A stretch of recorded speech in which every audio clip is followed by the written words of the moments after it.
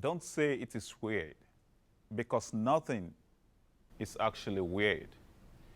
It is you who need to understand what they call individual differences.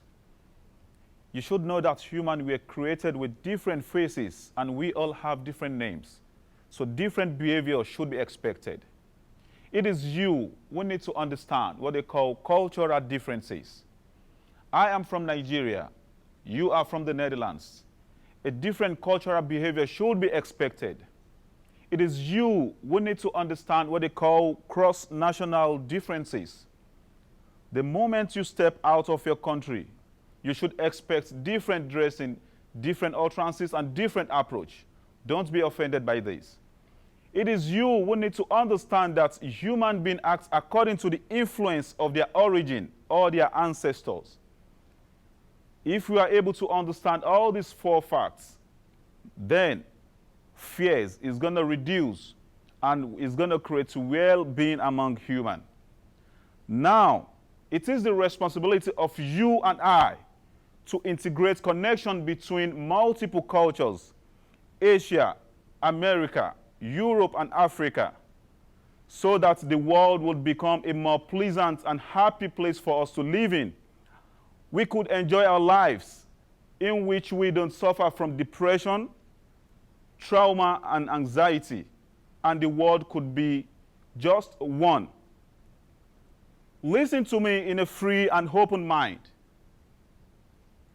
My name is Yusef Omo Agbejafole, born and raised in Africa, a Nigerian to be precise.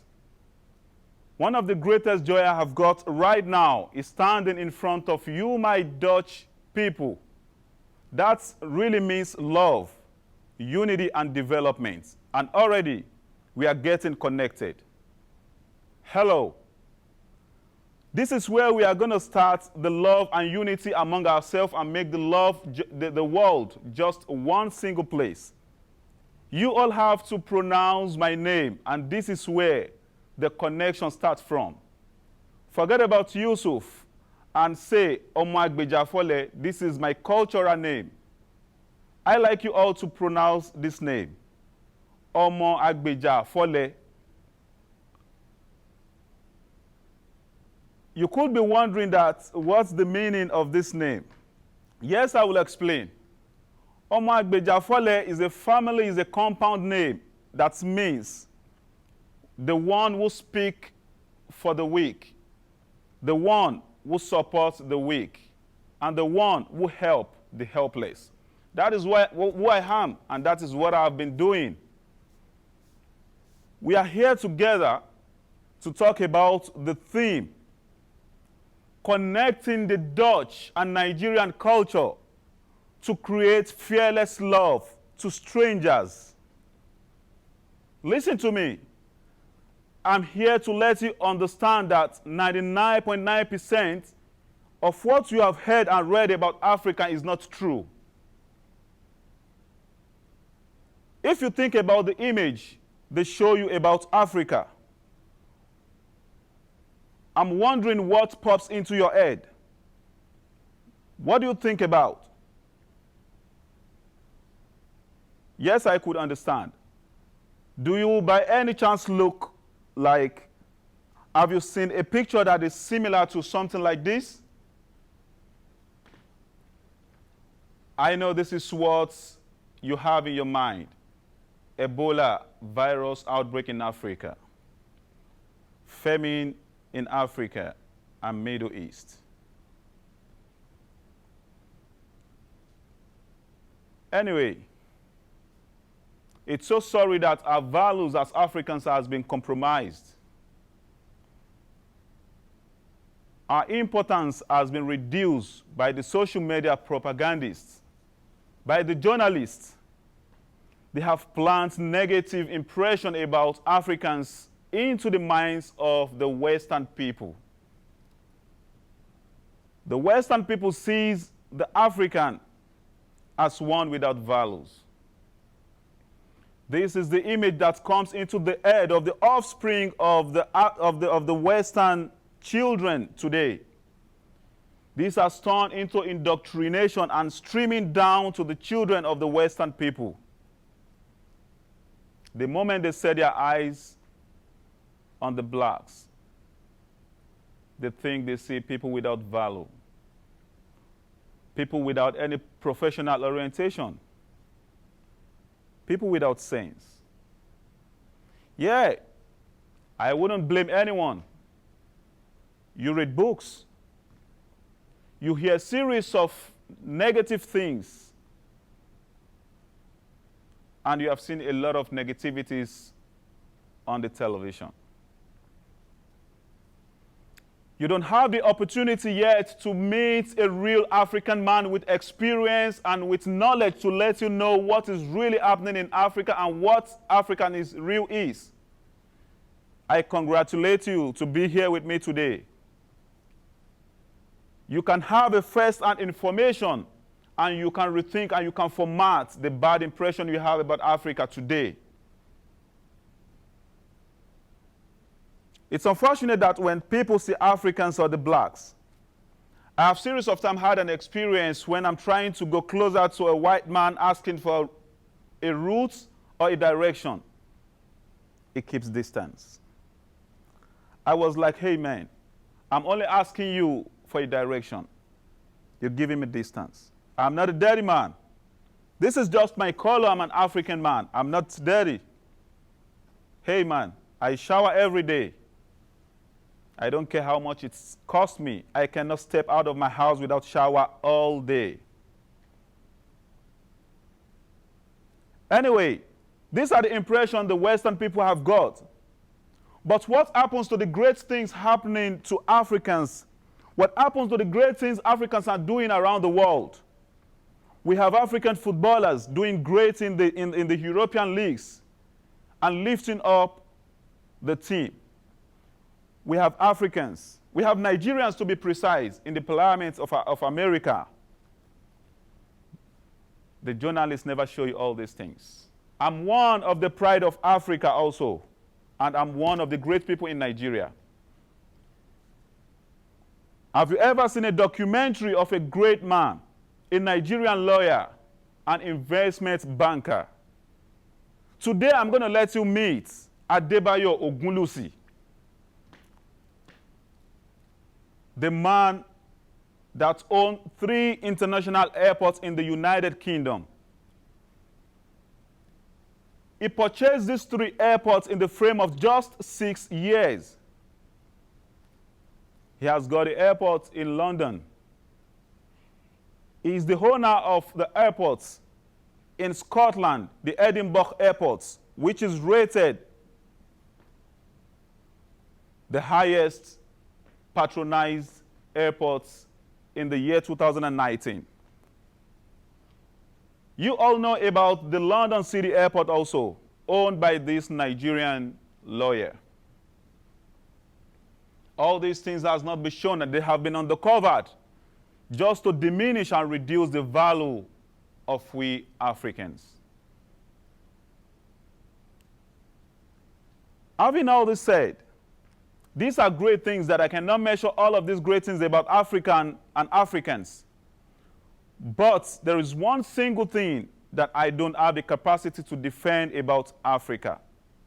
And this is not the fault of Africans. It is the fault of the African leaders.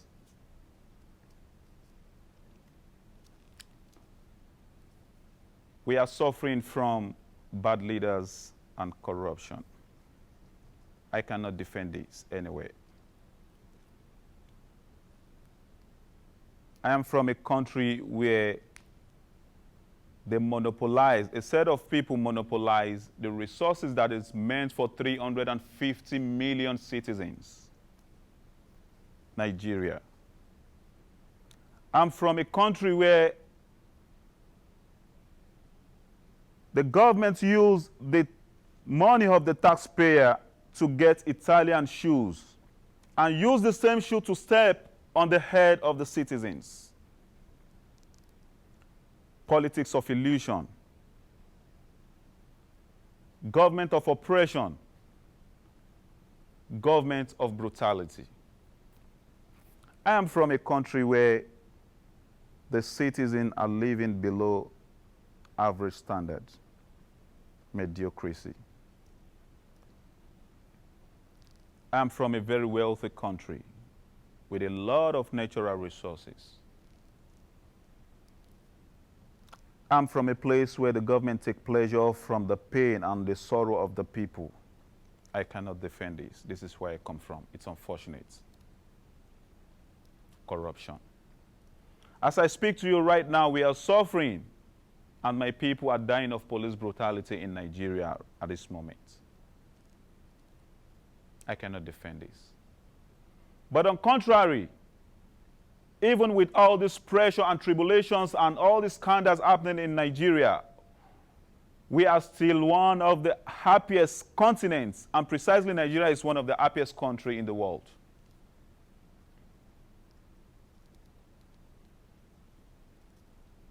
This is where I want us to connect. We are countries, we are people that love without fear. We care for people without boundaries. We don't suspect you until you betray us. These are Africans. These are Nigerians. This is the reason why I don't want us to judge the Africans by the way or by the attitude of the African leaders. They are two different things. I've also been here for a while in the Netherlands. The Dutch are rated the tallest people in the world, but at the same time, they are the most insecure and fearful people I have ever seen, the Dutch people. This is a problem. It has made it so difficult for we immigrants to integrate and to make friends in the Netherlands, which is obviously affecting our progress in speaking Dutch language and networking and exploring into the system of the Dutch. It's the other way around in Nigeria. In this way, we can connect and see the differences and borrow from one another. So we can work together and have confidence living with ourselves. In Nigeria, we make friends anyway. Making friends has no place, has no base. In the metro, train station, on the bus, supermarket. You can make friends just anyway. You could be in a conversation on the bus, and someone is speaking something that interests you that is related to your business. You can approach him, get his number, then you become friends. You start calling, you hang out together. This person could invite you to his house, you eat and enjoy together. As long as you live as a Nigerian man, you keep making friends. There is no boundary to making friends. If I make a new friend, then suddenly I have a party in my family. I'm going to invite this new friend to my family party. And guess what? He's going to come to the party with 5 more friends. He never cares if I've invited them or not. This is the way in Nigeria. And this is how we integrate. This is how we make friends. So this is how we live our life and ignore the oppression the government is giving us. And there is less depression and high blood pressure in Nigeria because we connect and we understand the differences in ourselves. But if I may ask you, do you still make new friends? Do you still make new friends? Okay. How many friends do you have? Excuse me, where did you meet the friends you have, where did you meet them? The same friend you have got since your college days? Okay. I have tried here in the Netherlands series of time to make friends and to connect with people, but it seemed challenging. I have been on metro with a guy. We had conversation for a couple of 2 hours. We exchanged books. I think it was a 2 hours journey. We had conversation, interesting.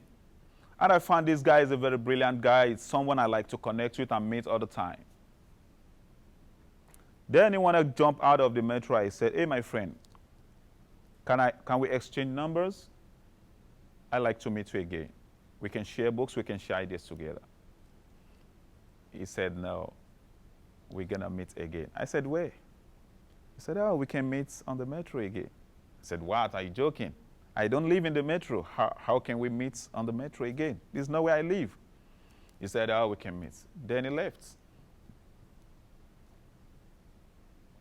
I felt like, how long is it going to take for me to have just one friend in the Netherlands?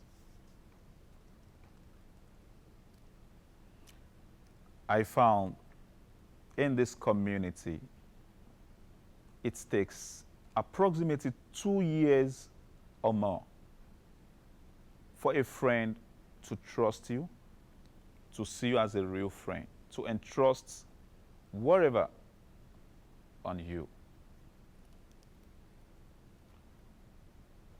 Anyway, but in Nigeria,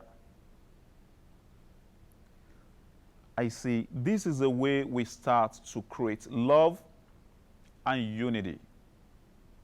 They said charity begins at home. Whatever you want to become, you have to start from your family. You have to start to practice it from your home. Loving people, trust, and confidence starts from loving your family, your parents, your siblings. You have to give them love without boundaries. In Nigeria, our parents are seen like a mini God. After you have given all the due respect and worship to your Creator, the next is your parents. You don't say false word against them. You must humble when you see them.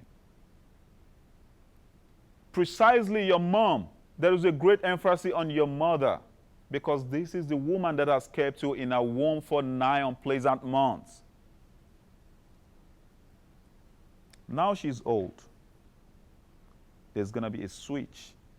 You need to take care of this woman. She has made you relevant.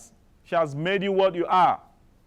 She has helped to make you compatible to the community and society you are today.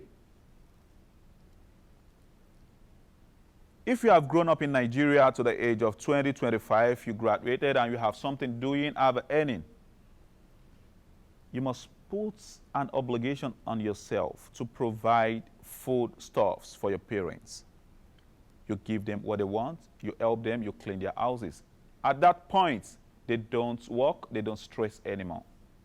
Now they need your help. You don't leave your parents to live alone. When they leave and when they are no more, you must care for them. I have been to a graveyard in the Netherlands. I like going to places like that. I found some grave broken. And I believe the children of these people are still living. You should visit their graves even when they're no more. And you must beautify their grave. Those are your parents.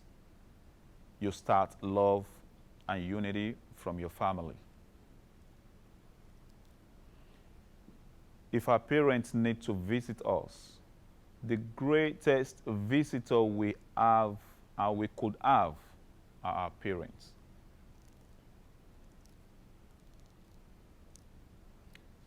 If our parents need to visit us, for instance, we have a notice that my father is coming to visit me in 2 days. Then those 2 days has become days of unrest. You go do groceries, you get the best of meal. This is the Nigerian way. You prepare varieties of meal, the best African dish, the best Nigerian dish you have to prepare for there. When they arrive, they have to eat healthy. And when they're leaving, you need to give them some takeaway. If possible, you have to give them some money and show them love. I want to ask you, how often do you call your parent on the phone to check on them?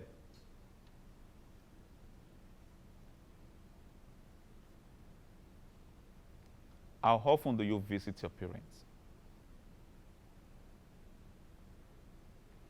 If your parents visit you, what do you offer them? I'm going to tell you a story of a friend of mine.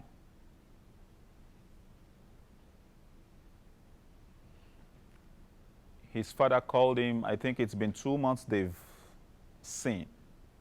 And his father called him that, hey, I like to come visit you in 2 days. This is a father of 65 years old or more, but he's not less than 65 years of age.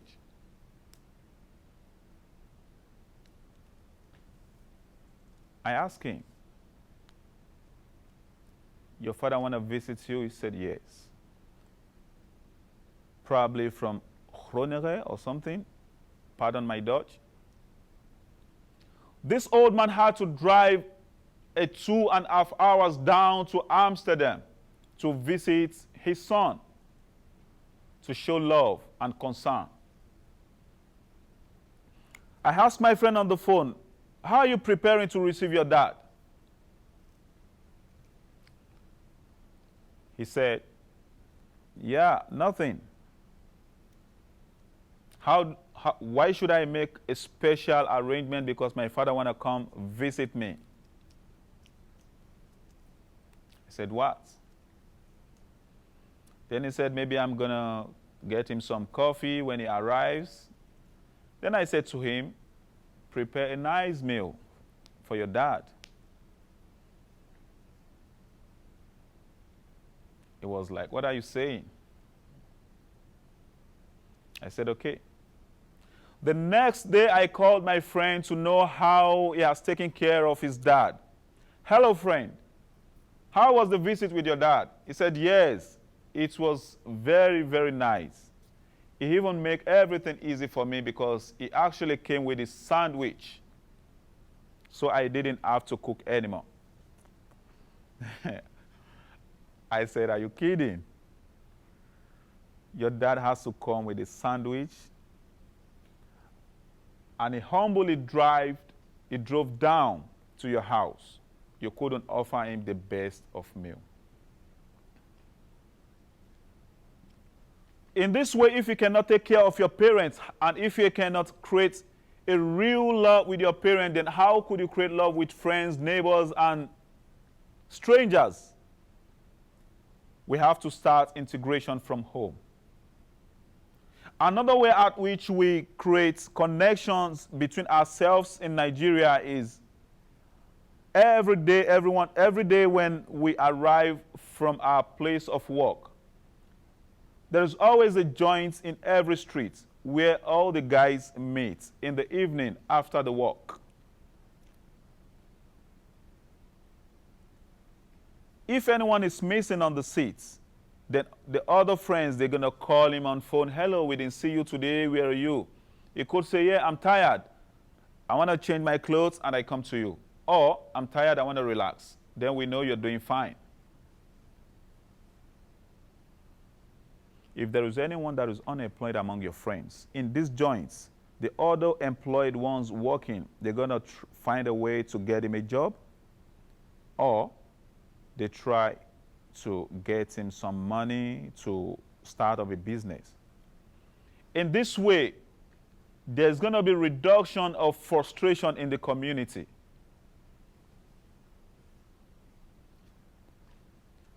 I'm going to show you how it looks like in Nigeria, the gathering and the joints where guys meet every day when they return from their place of work and have fun after a long day stress at work. Then it looks like this. They meet in these joints. They make jokes. They get some drinks for themselves. They are happy. Then after a few hours of gathering and laughing and happy, they can now go to their houses and ready for another job tomorrow. In this way, how the pressure in the place of work has been washed away. And from there, they could know the problem everyone is having on a daily basis, and they could find solution to it. I want to ask you a question. How do you know that person you called, you claim that he or she is your friend? How do you know whether or not your friend is doing fine?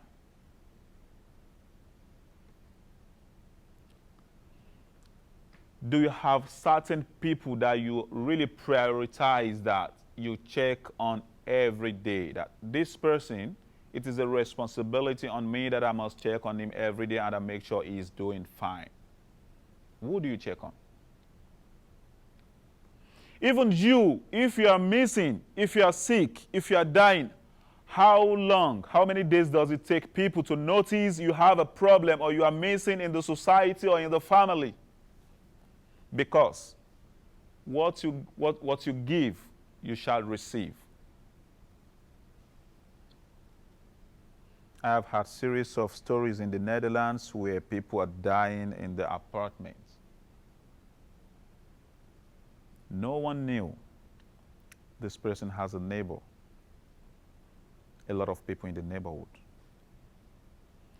And he died in the apartments, and no one never noticed until 3 months.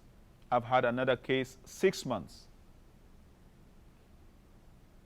This could also happen in Nigeria, but not later than 24 hours. People must know and notice that this person is missing. If anyone is not seen in Nigeria, maybe in the morning, if this man is not seen at the particular time they used to see him, people are going to like, hey, we didn't see this person, we didn't see Yusuf. Hey, child, go ring his bell and see what is happening. When they ring his bell and they see, oh, he's there, maybe he's just tired, okay. This is the way we get in touch with ourselves and we know the problems we are having. If we are able to tolerate and to give love to friends, siblings, parents, neighbors, then we could tolerate the differences between ourselves. We could understand and connect with other nationalities, regardless to tribe, race. We can all live in peace and love. Why are we not coming together to make this world one single place without boundaries? We have to understand ourselves. We need to understand the differences between our cultures. We don't have to see others like their nature is a problem or a barrier. It's not. We can borrow from each other's culture. I'm a Nigerian, I can borrow. I used to borrow from the culture of the Dutch because there is a lot of things I like so much about the Dutch culture, and I borrow it and I replace it with some unpleasant one in the Nigerian culture. Yes, that's what I do. We can change cultures, if we have understood the differences of culture, tradition, and nationalities, then you don't see the other man like he's a demon when he's applying his traditional rights. Understanding all these facts, we can live with ourselves with confidence. We can do business together. We can be partners. We can be lovers. We can be together, and the world can be more pleasant for all of us to live. This is very, very significant because we deserve love. We need to live our life to the fullest with love and peace, harmony, The only way to understand all this is to know the differences between ourselves, and we have a better life.